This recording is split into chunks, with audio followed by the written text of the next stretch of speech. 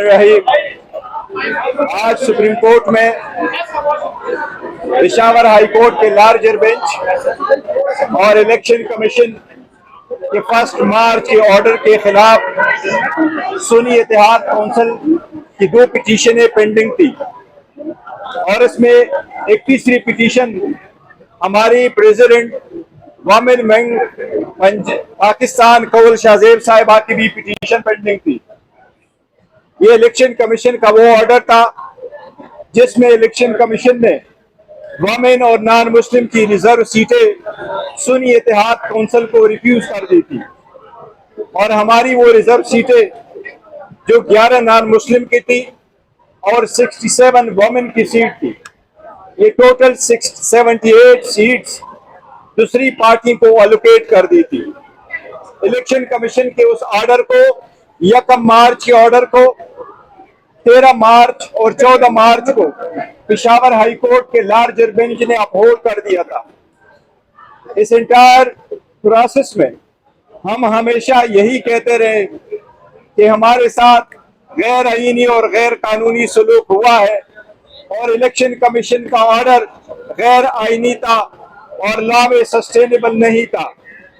हम थ्रू ये कहते रहे कि किसी भी पॉलिटिकल पार्टी को आईन के मुताबिक उसकी जीती हुई सीटों से ज्यादा सीटें नहीं मिल सकती। हम यही कहते रहे कि ये 80 सीटें जो सुन्नी इत्तेहाद काउंसिल की थी, जो पीटीआई बे कैंडिडेट्स ने सुन्नी इत्तेहाद काउंसिल को ज्वाइन करके जिस पे सुन्नी इत्तेहाद काउंसिल का हक था, ये उनकी थी।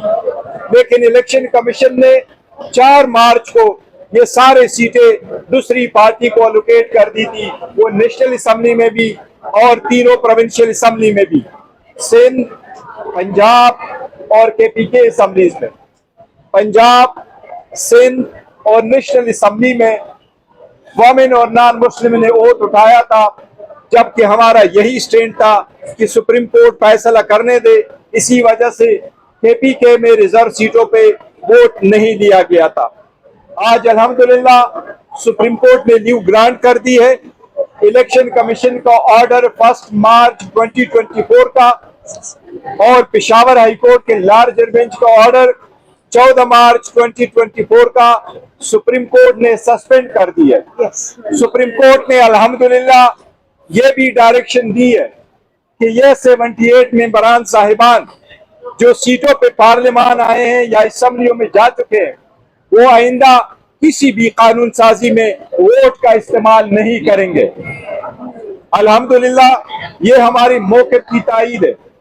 हमने पहले मर्तबा पहले दिन जिस वक्त नेशनल असेंबली का इजलास हुआ तो वोट उठाने से पहले हमने ये पॉइंट आउट कर लिया था कि सबसे पहले ये पार्लियामान उन लोगों से कंप्लीट हो जिनका ये हक बनता है। फिर सदर के इलेक्शन के वक्त भी हमने कहा कि ये जो साहिबान आए हैं जिन्होंने वोट उठाया है रिजर्व सीट पे, लेकिन ये इंट्रूडर्स है इन द पार्लियामेंट, ये इंट्रूडर्स है इन द प्रोविंशियल असेंबली, लिहाजा ये वोट नहीं दे सकते जब तक ये फैसला ना हुआ हो। लिहाजा आप सदारती इलेक्शन ना करवाए, इन लोगों को वोट का हिस्सा ना दे।